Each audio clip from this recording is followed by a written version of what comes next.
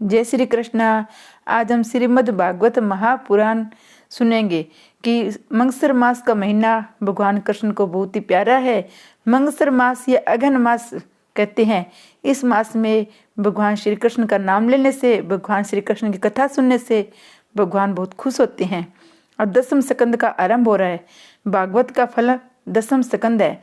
दसम स्कंद में सुखदेव जी मानो आनंद से खिल गए हैं। ये सुखदेव जी के इष्ट देव की कथा है। श्रीमद् भागवत 7 दिनों में मुक्ति दिलाने वाला ग्रंथ है। अनेक जन्मों तक साधना करने पर भी नहीं मिलने वाली मुक्ति, अति दुर्लभ मुक्ति राजा परीक्षित को 7 दिनों में मिल गई थी। परीक्षित का प्रश्न था, आसन मृत्यु का व्यक्ति का क्या कर्तव्य है। सुखदेव जी यदि यश करने की आज्ञा दे, ये करने की आज्ञा दे तो 7 दिनों में मुक्ति पाना संभव नहीं था। जीवन के अंतिम श्वास में भी विकार का विचार न आए, वैसा उपाय करना था। सुखदेव जी ने सोचा, यदि राजा कृष्ण कथा में तन्मय हो सके तो उसे मुक्ति मिल सकती है। मुक्ति मन को मिलती है, आत्मा को नहीं। कुछ आचार्य मानते हैं कि आत्मा और परमात्मा एक है, तो कुछ आचार्य आत्मा और परमात्मा को भिन्न मानते हैं। वे मानते हैं आत्मा अंश है और परमात्मा अंश है। शंकर स्वामी का सिद्धांत इसी प्रकार है, जीव और ईश्वर एक है। ये जो भेद दिखाई देता है वह ज्ञान के कारण दिखता है। भेद औपचारिक है, उपाधि के कारण भेद का आभास होता है, किंतु तत्व भेद नहीं है। भेद के 2 प्रकार है, स्वतसिद्ध भेद और औपचारिक भेद। घोड़ा और गाय का भेद स्वतसिद्ध है, न तो घोड़ा गाय बन सकता है न गाय घोड़ा बन सकती है। औपाधिक भेद में जल का वास्तविक स्वरूप शीतलता है, उष्ण जल की उष्णता का कारण उपाधि है। वास्तविकता तत्वता आत्मा और परमात्मा, जीव और ईश्वर एक ही है। जो भेद दिखता है वह उपाधिक है। घटाकाश और व्यापक आकाश एक ही है, किंतु घट की उपाधि के कारण भेद का आभास होता है। घट के फूट जाने पर घटाकाश और महाकाश एक हो जाते हैं, किंतु मिलता एक ही है। वे तो एक ही है, वास्तविक दृष्टि से तो वे मिले हुए हैं। व्यापक चैतन्य ही ईश्वर है, व्यापक दृष्ट चैतन्य ही परमात्मा है, शरीर दृष्ट चैतन्य ही जीव है, अवधि के आवरण से युक्त चैतन्य ही जीव है। अविद्या रूपी आवरण के दूर होने पर जीव और शिव एक बनते हैं।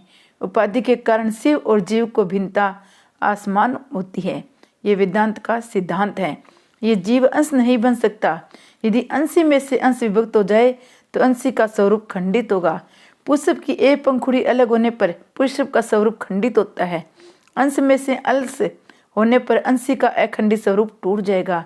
अतः शंकराचार्य जी कहते हैं, जीव अंश होता है, पूर्णांश नहीं है।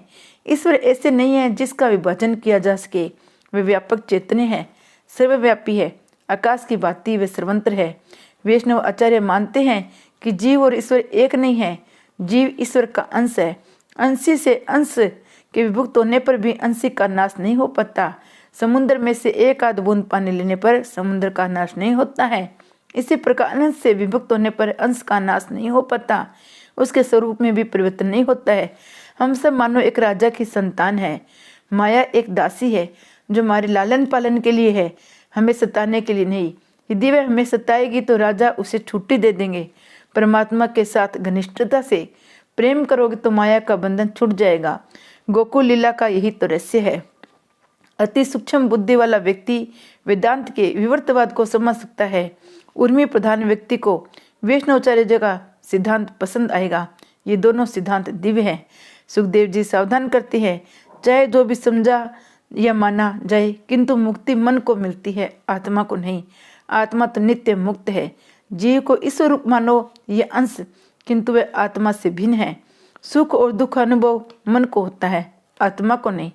फिर भी आत्मा पर उसका आरोप लग जाता है। परीक्षित का मात्र 7 दिनों में मुक्ति प्राप्त करानी है। यदि उसका मन श्री कृष्ण के सिवाय अन्य किसी भी वस्तु से न लगे तो उसे मुक्ति मिलाने की संभावना है। मुक्ति उसे मिलती है जिसका मन मरता है। पूरे जन्म का शरीर चाहे मर गया हो, किंतु पूरे जन्म का मन लेकर जीवात्मा इस जन्म में आई है।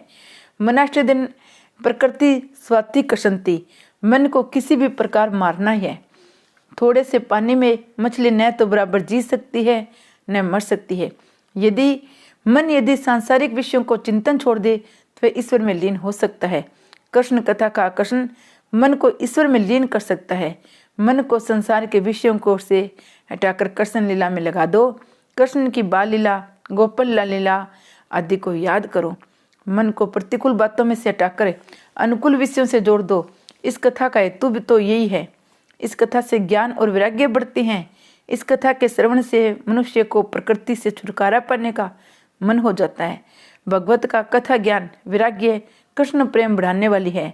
भागवत की कथा श्रोता को कृष्ण प्रेम में पागल बना देती है। परीक्षित राजा का संसार मोह नष्ट हो सके, मन कृष्ण लीला में तन्मय हो जाए, तभी उसके मन का निरोध हो सकता है। श्री कृष्ण लीला निरोध लीला है। मन का निरोध करना है। जगत का विस्मरण भगवत आसक्ति ही निरोध है। सांसारिक विषयों का विस्मरण होने पर सच्चा आनंद प्रकट होता है। सांसारिक संबंध छूटने पर ब्रह्म संबंध जुड़ता है। यदि सांसारिक विषयों में सच्चा आनंद होता तो ये सब छोड़कर निंद्रा की इच्छा नहीं होती। कृष्ण कथा ऐसे ही जगत को भी भुला देती है। जगत में रहना भी है, उसे भुलाना भी है। संसार को छोड़कर कहाँ जाओगे? जहाँ भी जाओगे संसार साथ साथ आएगा। संसार को छोड़ना तो नहीं है, किंतु उसे मन से निकाल कर बाहर करना है। संसार में रहते हुए भी उसे अलग भी रहना है। भागवत की कथा भूख प्यास सांसारिक झंझटों को भुला देती है। 10वें स्कंद के आरंभ में सुखदेव जी ने राजा परीक्षा ली।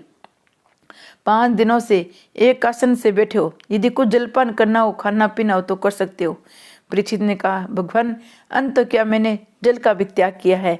जिस भूख और प्यास के कारण कभी मैंने मुनि को मर्त सांप का हार पहनाया था, वही भूख प्यास मुझे अब बिल्कुल सता नहीं पाती। इसका कारण यही है कि मैं आपके मुख कमल से बह रहे श्री हरि कथा अमृत का पान कर रहा हूँ। कथा का रसपान के कारण मुझे भूख और प्यास सता नहीं सकती। राजा के वचन सुनकर सुखदेव जी को बड़ी प्रसन्नता हुई। राजा सुपात्र है, जिज्ञासु भी है। कथा में ऐसी तन्मयता होनी चाहिए। कृष्ण कथा अनायास ही संसार भुला देती है। इससे जगत भूल जाता है। कृष्ण की कथा जगत का विस्मरण कराती है। कृष्ण कथा की यही महिमा है कि वह देव भान भुला देती है। कृष्ण कथा महिमामयी है। इस कथा में लीन मन जगत को भूल जाता है। संसार का संपूर्ण विस्मरण परमात्मा का सतत स्मरण हो तो मुक्ति है। कथा तुम्हें अपने दोष को भान कराती है। कथा सुनने पर रोना आए तभी मानो कथा सुनी गई है। अम्बरीश की भक्ति कैसी दित्य भी थी। मेरा जीवन कैसा क्षुद्र है। हाय मैंने जीवन कुत्तों की भांति व्यर्थ चला गया।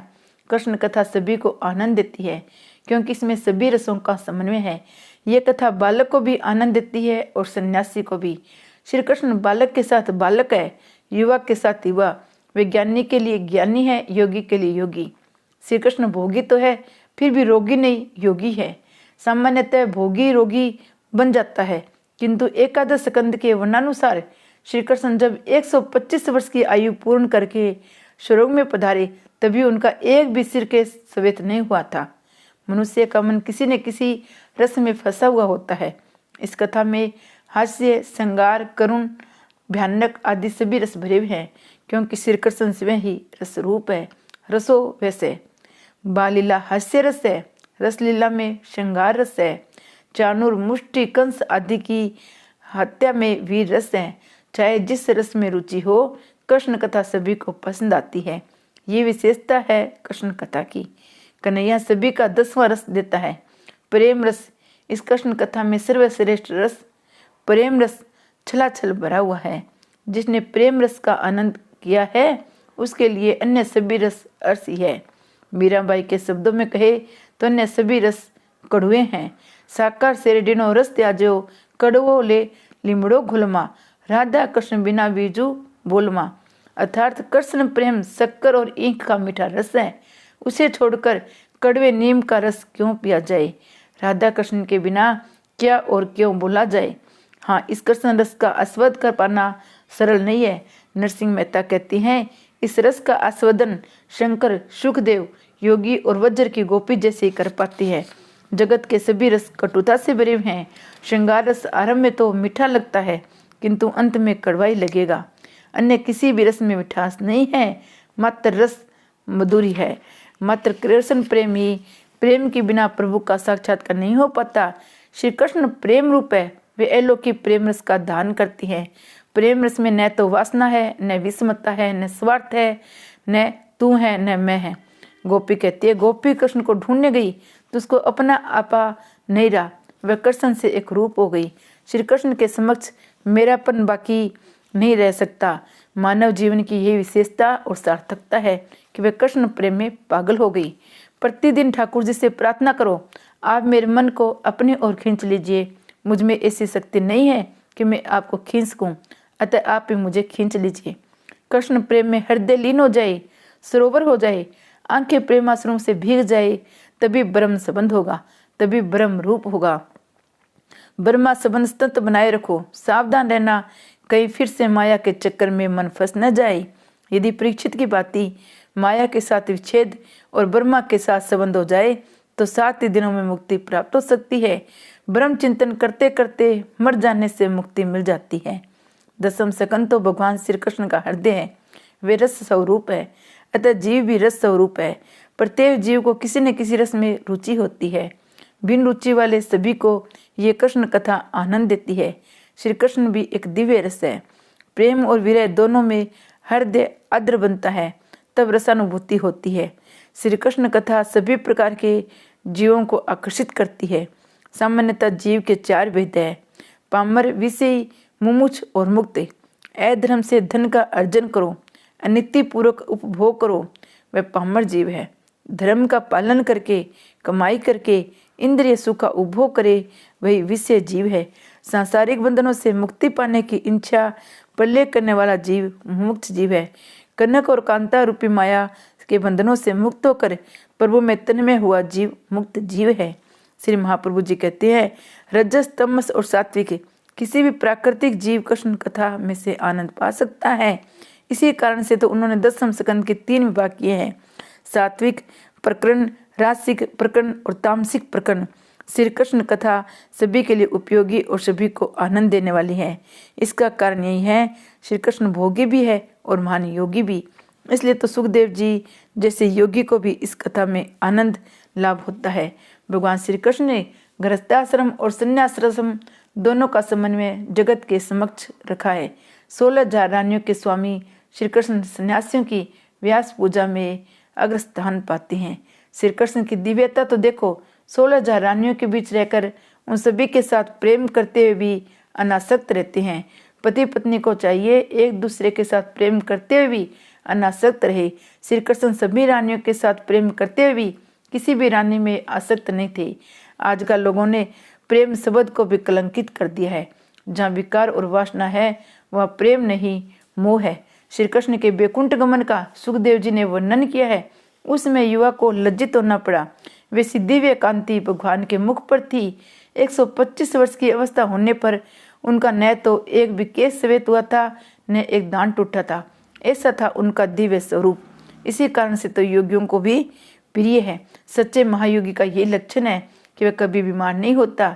जिस योगी को बीमारी लग जाए उसके योग में कहीं न कहीं कोई क्षति होगी।